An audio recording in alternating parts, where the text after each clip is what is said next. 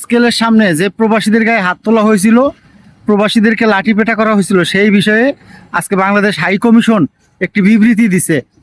তারা এই বিষয়ে দুঃখ প্রকাশ করে একটি বিবৃতি দিছে।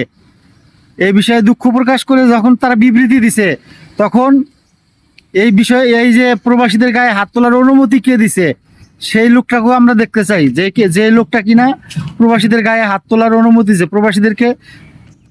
প্রবাসীদেরকে অপমান অপদস্থ করার মতো অনুমতি কে দিছে সেই লোকটাকেও দেখতে চাই, সেই লোকের বিচার দেখতে চাই। বাংলাদেশ হাই কমিশন সেই লোকের কি বিচার করে আমরা সেটাও দেখতে চাই। কারণ আমরা প্রবাসীরা স্কেলের সামনে অনুষ্ঠান বিয়ের দাওয়াত খাইতে যায় নাই, যায় সেখানে গেছে পাসপোর্ট রিনিউ করার জন্য। আর এই কোম্পানির দায় কেন প্রবাসীরা নেবে? এই কোম্পানির নিয়ম শৃঙ্খলা ঠিক মতো করতে পারেনি, সিস্টেম ভালোভাবে করতে পারেনি, তারা সিস্টেম ভালো মতো করতে পারেনি, তাই তো প্রবাসীরা গিয়ে রাস্তায় লাইন ধরে দাঁড়িয়েছে। কিন্তু রাস্তায় লাইনে দাঁড়ানো প্রবাসীদেরকে পিটানোর মতো সাহস কে দিছে এই সিকিউরিটিকে?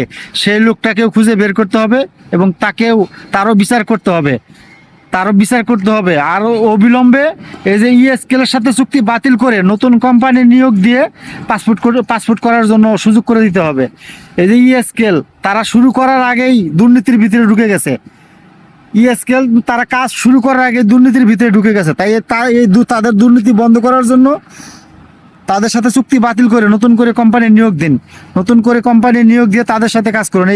যেই কোম্পানি কিনা প্রবাসীর কল্যাণে কাজ করবে, প্রবাসীদেরকে সম্মানের সাথে কাজ করবে, প্রবাসীদের পাসপোর্টের সম্মানের সাথে তাদের হাতে পৌঁছে দিবে। এই যে স্কেল তারা শুরু করার আগেই দুর্নীতির ভিতরে ঢুকে গেছে। তারা প্রবাসীদেরকে সম্মান দিতে জানে না, প্রবাসীদেরকে অপমান অপদস্থ করছে। তাই এই কোম্পানির সাথে সরকারি কোনো চুক্তি থাকা আমরা চাই না।